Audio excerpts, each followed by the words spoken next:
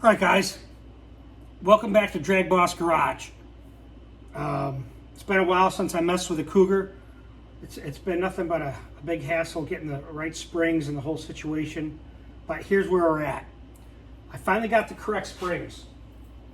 You know, originally I had wanted, according to Mark Mentzer, his right-hand man, Craig, told me I needed 450-pound springs, so we had the wrong coil over.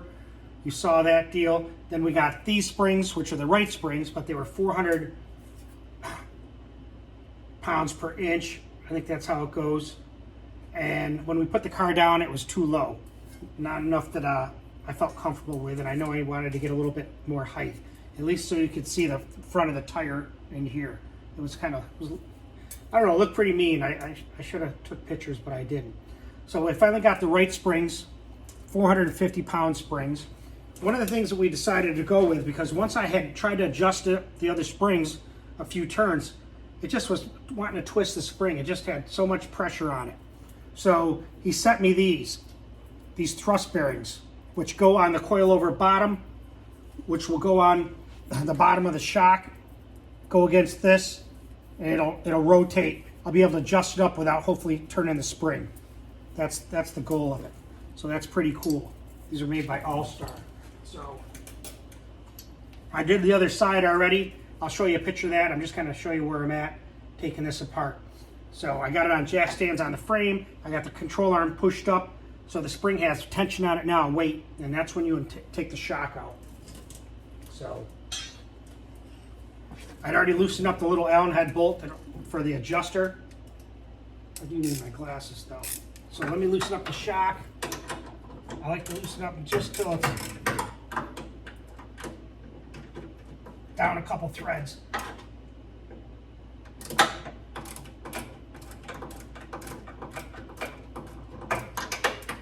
And then hopefully once I get this spring switched around, I'll check the height. I measured it before I took it apart, and then we'll measure it again.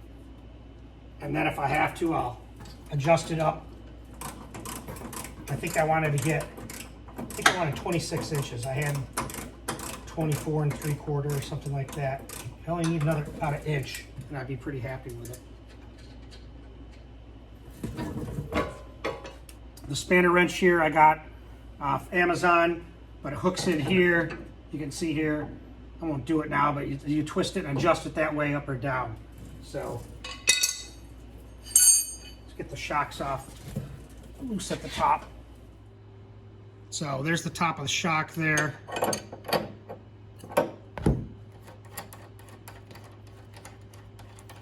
But it actually was a lot easier than I thought. A little tricky getting it back together, but a little pressure on the control arm, and it actually came right apart without any issue.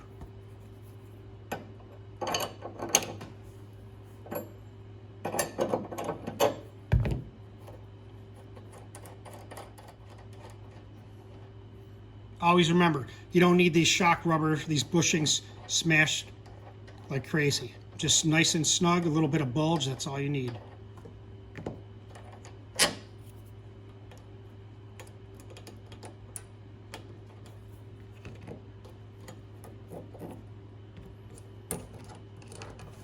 All right, so that shock, I'm going to loosen this up here because I know I had to before.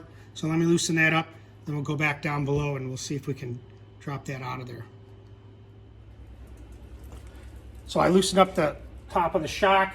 I took the nuts off the bottom of the shock, so now I should just be able to lower the control arm, barring no complication, and get the spring out.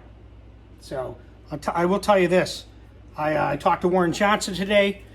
What a character, man. I could talk to that guy for hours. And but he gave me an earful. We were talking about our live chat that's going to be on 8/12/23 about 7 p.m. We're going to do a test run on 8/9. So I may even record something and we'll put it up or something just for a video. Or maybe we'll go live and just start talking. I don't know. But one thing he told me that I think at least the Ford guys will get a kick out of it. He said that the 351 Cleveland, and I quote him, is superior to the Big Block Chevy. So he'll expound on that. I heard that, I started smiling. He goes, I know you're a Cleveland man, Tim, So I figured I'd throw that out, and that's my opinion. And we were talking about being quiet. He said, yeah, I didn't say a lot. I'm quiet. And when you're quiet, people think you're either stupid or they just don't know. But when you open your mouth, then they know who you are. You're either an idiot or you better watch out. So I have the quote written down. We'll have to talk about it. So let's lower this down. This part always freaks me out when I'm working with springs, but we should be good.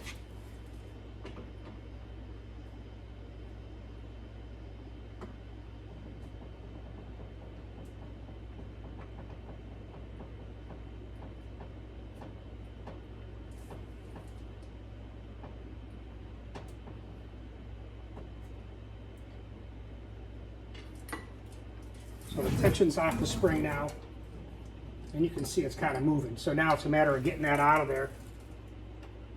So, let's see.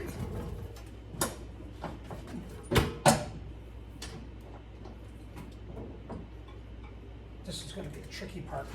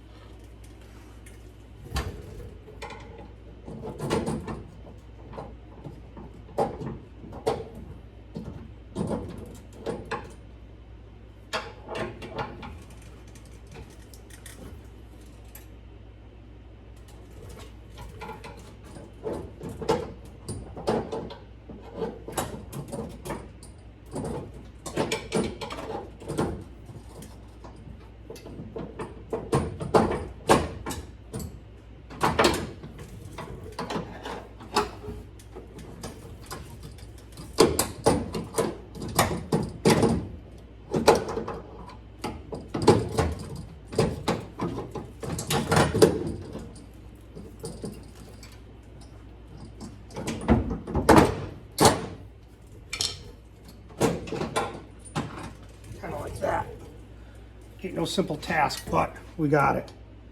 So here's the old spring here.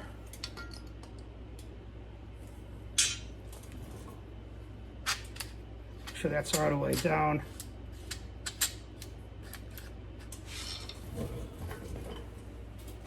Our thrust washer.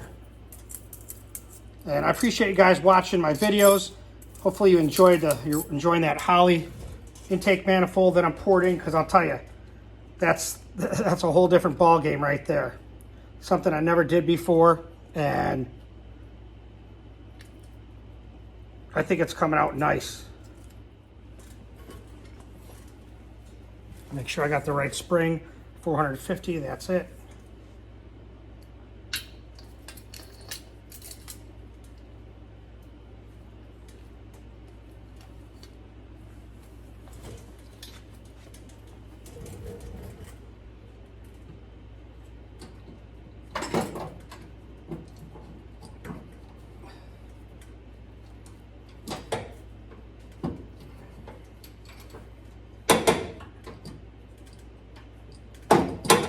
This is where you get your fingers pinched.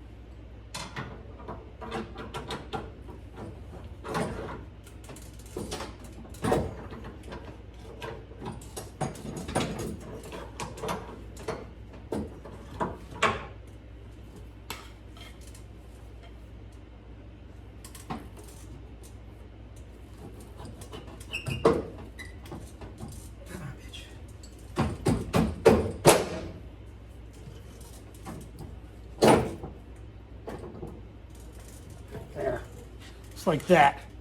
We'll work on getting it all in there, let me tell you. It's a lot easier than the regular stock coil springs. All right, so we got that in there. So let's put a couple of the bolts for the shock so it doesn't slide out of there. Then what we'll do is we'll lift it up, put the shock up through there.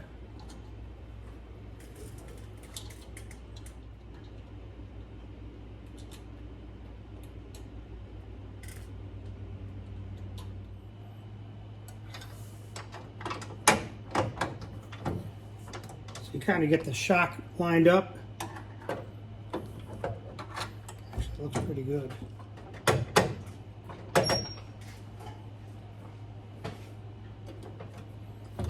There. And what I'll do is I just put this on. I'll draw it right up.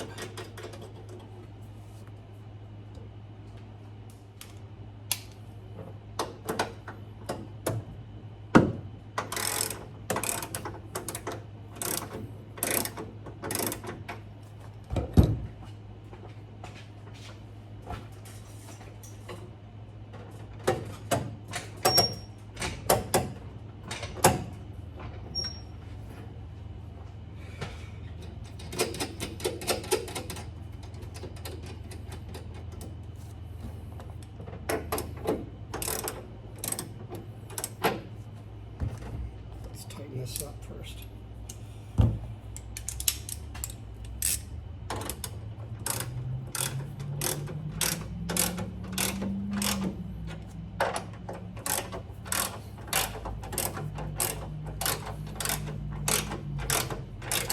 Today's been a pretty good day. It's been pretty cool.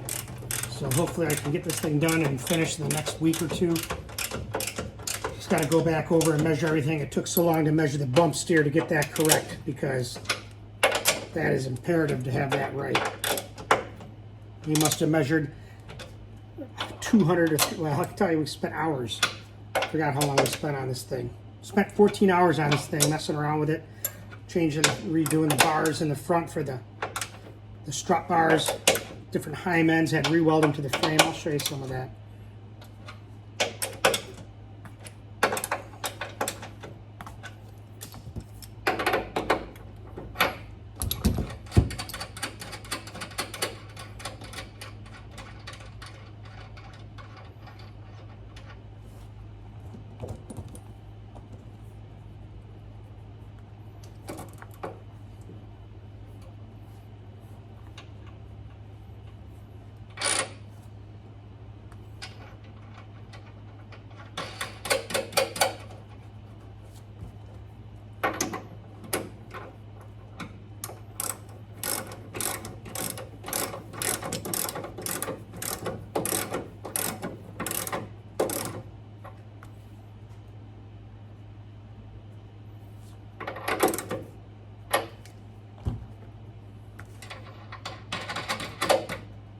Nice.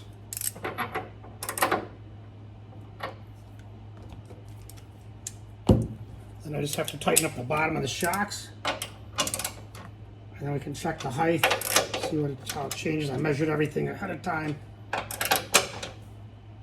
And then we'll put all the shock stuff together. Here's a view from the bottom. The new strut bar is right here. It's welded. You can't see it now, but we'll put it where you can see it after. But it's to the new Total Control Products lower control arm.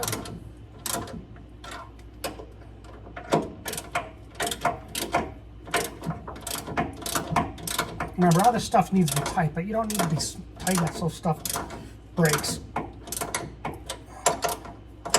Nice and even. You want everything snug and even.